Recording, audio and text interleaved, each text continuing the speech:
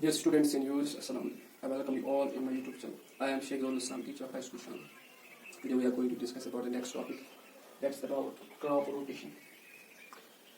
The crop rotation is a very important and reliable method, which is usually done in the fields these days.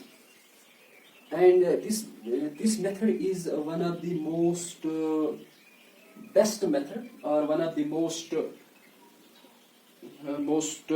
important method to maintain the nutrient balance or to maintain the mineral balance in a particular field.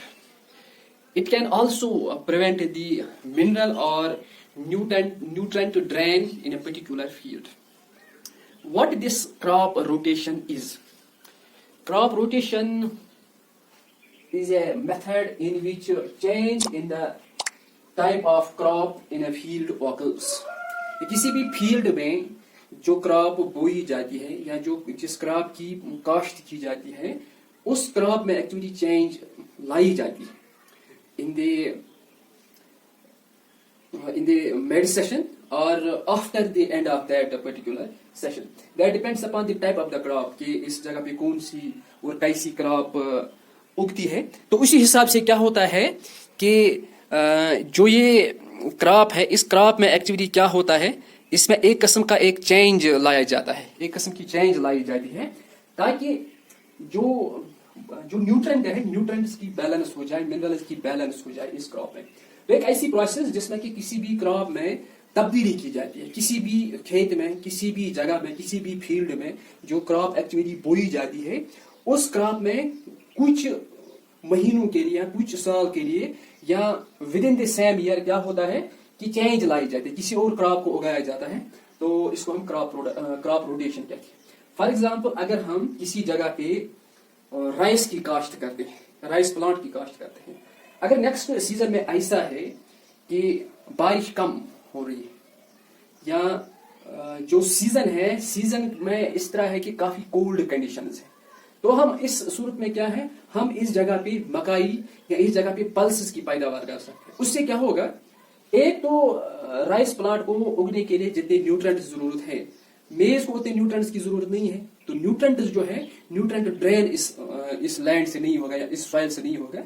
तो दूसरे साल में हम फिर से इसमें rice उगा सकते हैं by seeing the favourable conditions for the growth of that particular rice plant. तो इस प्रोसेस को हम क्या कहते हैं, इस प्रोसेस को हम क्रॉप रोटेशन कहते हैं. जो ये क्रॉप रोटेशन है it is a very important step, काफी निहायत ही जरूरी कदम है, ये निहायत ही जरूरी स्टेप है खास तौर पर इन कंडीशंस में. तो ये यूजुअली मोस्टली डन होता है, आजकल ज्यादा किया जाता है, कितना फील्ड्स में किया जाता है. और ये देखा गया है कि अगर ये हम फील्ड में करेंगे तो क्या होगा कि जो न्यूट्रिएंट बैलेंस है ये मेंटेन होगा. This is mostly done in fields to maintain nutrient balance, ताकि न्यूट्रिएंट बैलेंस जो है, मिनरल बैलेंस जो है वो इन फील्ड्स में क्या हो सके, वो बिल्कुल मेंटेन हो सके, उसमें किसी किस्म का चेंज नहीं, उसमें किसी किस्म की तब्दीली ना हो. तो इसलिए क्या किया जाता है, क्रॉप रोटेशन को फॉलो किया जाता है. तो दूसरा भी इसमें है कि जो ये स्टेप है ये काफी अहम स्टेप है, काफी जरूरी स्टेप है. किस लिए, ताकि इन क्रॉप्स को हम किन से बचा सके, इनको हम डिजीज से बचा सके, इनको हम बीमारियों से बचा सके. इसलिए ये काफी अहम स्टेप है.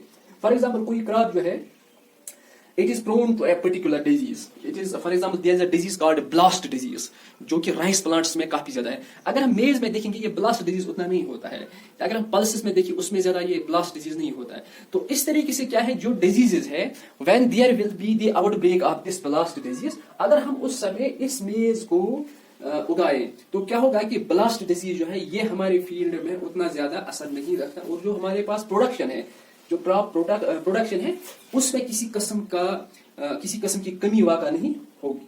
तो दूसरा इसमें है कि नो सीजन इफेक्ट, मौसम कितना भी खराब हो या मौसम में कितनी भी चेंज आए, क्रॉप रोटेशन जो है, क्रॉप रोटेशन पे किसी किस्म का असर नहीं पड़ता है.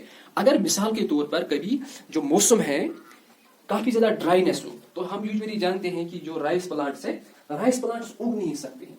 Rice plants can not be sown at that time. There cannot be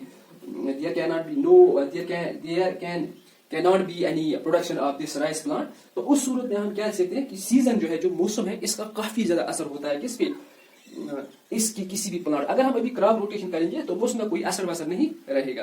اور اس میں کیا ہے کہ it also adds nutrients. For example جب ہم میز کو کاٹتے ہیں تو اس کا جو روٹ کا حصہ ہے جو اسٹیم کا جو تھوڑا آدھا سا حصہ وہ کس میں وہ اسی زمین میں رہتا ہے. اس کے بعد جب ہم ٹلنگ آف دس لینڈ کرتے ہیں تو اس میں جو آرگینک ہوتا ہے آرگینک کنسنٹریشن جو ہوتی ہے جو نیوٹرینٹس ہوتے ہیں وہ کس میں ایڈ ہوتے ہیں وہ سوائل میں واپس سے ایڈ ہوتے ہیں. تو اس طریقے سے کیا ہوتا ہے یہ نیوٹرینٹس کو بھی ایڈ کرتا ہے کس میں سوائل میں.